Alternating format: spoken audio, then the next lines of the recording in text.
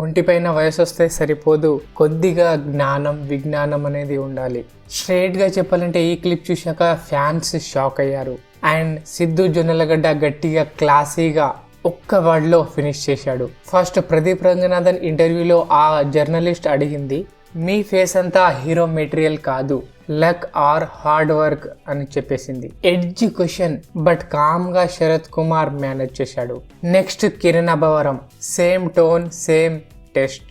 అయితే సిద్ధు జొన్నలగడ్డ స్టేజ్ మీదనే మైక్ పట్టుకొని క్యాజువల్ గా ప్రమోట్ చేస్తున్న మూవీ గురించి.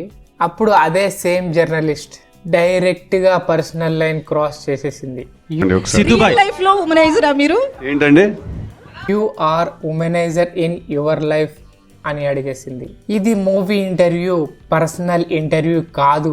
చేతిలో మైక్ ఉందంటే ఏది పడితే అది వాగేయడం సరికాదని ముఖం మీదే చెప్పేశాడు సిద్ధు. నాకు పర్సనల్ గా నాకు ఏమనిపిస్తుంది అంటే, జస్ట్ బికాస్ మైక్ పట్టుకొని మన చేతిలో మైక్ ఉందనో, లేకపోతే హీరో అక్కడ కూర్చుని ఉన్నాడనో, లేకపోతే ఎవరైనా ఉన్నాడేమో, మేము ఆన్సరబుల్ పొజిషన్ లో ఉన్నాం కదా అని చెప్పి అలా అనేయడం కరెక్ట్ కాదు. ఇక్కడ ఎవరిది తప్పు? క్వశ్చన్ అడిగిన జర్నలిస్ట్దా లేదా ఆన్సర్స్ ఇచ్చిన హీరోలదా? కామెంట్ బాక్స్లో చెప్పండి.